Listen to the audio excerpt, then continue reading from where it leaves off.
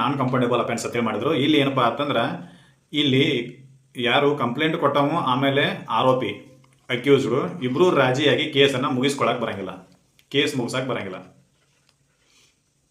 ಯಾಕಂತಂದ್ರೆ ಇದರಲ್ಲಿ state as a one of the party ಇರುತ್ತೆ. ಯಾಕಂದ್ರೆ ಇನ್ವೆಸ್ಟಿಗೇಷನ್ ಮಾಡಿದವ್ರು ಏನ್ ಮಾಡ್ತಾರೆ ಅಂದ್ರೆ ವಿಕ್ಟಿಮ್ನ ಪರವಾಗಿ ಯಾರು ಆ ಅನ್ಟಚಬಿಲಿಟಿಗೆ ಬಲಿಯಾಗಿರ್ತಾನೋ ಆ ವ್ಯಕ್ತಿಯ ಪರವಾಗಿ ಸ್ಟೇಟ್ ಕೇಸ್ ನಡೆಸ್ತಿರ್ತೈತಿ. ಹೌದಾ, ಇವರಿಬ್ರು ರಾಜಿಯಾಗಿ ಕೇಸ್ ಮುಗಿಸೋತೀವಿ ಅಂತಂದ್ರೆ ಮುಗಿಸಾಕ್ ಬರೋದಿಲ್ಲ. ನಾನ್ ಕಂಪೌಂಡೇಬಲ್ ಅಫೆನ್ಸ್ಗಳಲ್ಲಿ ಕೇಸ್ ರಾಜಿಯಾಗಿ ಮುಗಿಸಾಕ್ ಬರೋಲ್ಲ. ಈಗ ಏನಾದ್ರು ಬೈದಾಡಿರ್ತಾರ ಅನ್ಕೋರಿ, ಸೆಕ್ಷನ್ 323 ಅಂಡರ್ದಲ್ಲಿ ಕೇಸ್ ರಿಜಿಸ್ಟರ್ ಆಕೈತಿ. ಯಾವುದೋ ವ್ಯಕ್ತಿ ಇನ್ನ ಎ ಅಂತಕ್ಕಂಥ ವ್ಯಕ್ತಿ ಬಿ ಅಂತಕ್ಕಂಥ ವ್ಯಕ್ತಿಗೆ ಅಬ್ಯೂಸ್ ಮಾಡಿರ್ತಾನೆ, ಬೈದಿರ್ತಾನೆ ಅಂತ ಅನ್ಕೊಂಡ್ರೆ ಇವರಿಬ್ರು ರಾಜಿಯಾಗಿ ಬಂದ್ರೆ ಇಲ್ಲಪ್ಪ ನಾವಿಬ್ರು ರಾಜಿಯಾಗಿವಿ ಕೇಸ್ ಮುಗಿಸೋತೀವಿ ಅಂತ ಹೇಳಿ ಬಂದ್ರೆ ಕೇಸು ಮುಗಿತೈತಿ. In the way of compromise ಅಂತೇಳಿ ಕಾಂಪ್ರಮೈಸ್ ಅಡಿಯಲ್ಲಿ ಏನಾಕೈತಿ ಅಂದ್ರೆ ಕೇಸು ಮುಗಿತೈತಿ.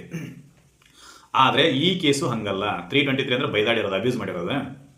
ಈ ಕೇಸು ನಾನ್ ಕಂಪೌಂಡೇಬಲ್. ಇಲ್ಲಿ ಏನಕೈತಿ ಅಂತಂದ್ರೆ ಇವರಿಬ್ರು ರಾಜಿಯಾಗಿ ಇಲ್ರಿ ನಾವು ರಾಜಿಯಾಗಿ ಕೇಸ್ ಮುಗಿಸೋತೀವಿ ಅಂತಂದ್ರೆ ಮುಗಿಸಕ್ ಬರಲ್ಲ. ಯಾಕಂತಂದ್ರೆ ಇದು ಸೋಷಿಯಲಿ ಅಂದ್ರೆ ಸಾಮಾಜಿಕವಾಗಿ ಈ ಪದ್ಧತಿ ಏನಾಗಿರ್ತೈತಿ ಅಂದ್ರೆ ಅನಿಷ್ಟ ಪದ್ಧತಿ ಇರ್ತೈತಿ. ಇದರಲ್ಲಿ ಬದಲಾವಣೆ ತಗೊಂಡ್ಬರೋದು ಅತಿ ಅವಶ್ಯಕ ಆಗಿರ್ತೈತಿ. ಹೀಗಾಗಿ ಈ ಕೇಸ್ನಲ್ಲಿ ಸಂಪೂರ್ಣ ವಿಚಾರಣೆ ಆದ ನಂತರನೇ ಏನಾಗಬೇಕು ಅಂತಂದ್ರೆ ಕೇಸ್ ಮುಗಿಬೇಕು. ನಾವು ರಾಜಿಯಾಗಿ ಬಂದೀವ್ರಿ ನಮ್ಮದು ಕೇಸ್ ನಾವು ಹಿಂತೊಪ್ಪತ್ತೀವಿ ಅಂತೇಳಿ ಅನ್ನಕ್ಕೆ ಬರಂಗಿಲ್ಲ. ಜೊತೆಗೆ ಇಲ್ಲೊಂದು ಇಂಪ್ಯಾಕ್ಟ್ ಏನು ಸೆಕ್ಷನ್ ನಾನ್ ಕಂಫರ್ಟಬಲ್ ಏನು ವಿಶೇಷತೆ ಅಂತಂದ್ರೆ ಇಲ್ಲಿ ಸ್ಟೇಟ್ ಆಸ್ ಅ ಪಾರ್ಟಿ ಅಂತೇಳಿ ಇರ್ತೈತಿ. ಅಂದ್ರೆ ಯಾರು ವಿಕ್ಟಿಮ್ ಇರ್ತಾನೋ ಅವ್ನ ಪರವಾಗಿ ಕೇಸನ್ನ ಸ್ಟೇಟ್ ನಡೆಸ್ತಿರ್ತೈತಿ, ರಾಜ್ಯವೇ ನಡೆಸ್ತಿರ್ತೈತಿ. ಈ ರಾಜ್ಯವೇ ಏನ್ ಮಾಡಕ್ ಬರೋದಿಲ್ಲ ಅಂತಂದ್ರೆ ಕೇಸನ್ನ ಹಿಂತಕೊಳಕ್ ಬರಂಗಿಲ್ಲ. ರಾಜ್ಯ ಪ್ರಕರಣವನ್ನು ಹಿಂದೆ ತಗೊಳಕ್ ಬರಂಗಿಲ್ಲ,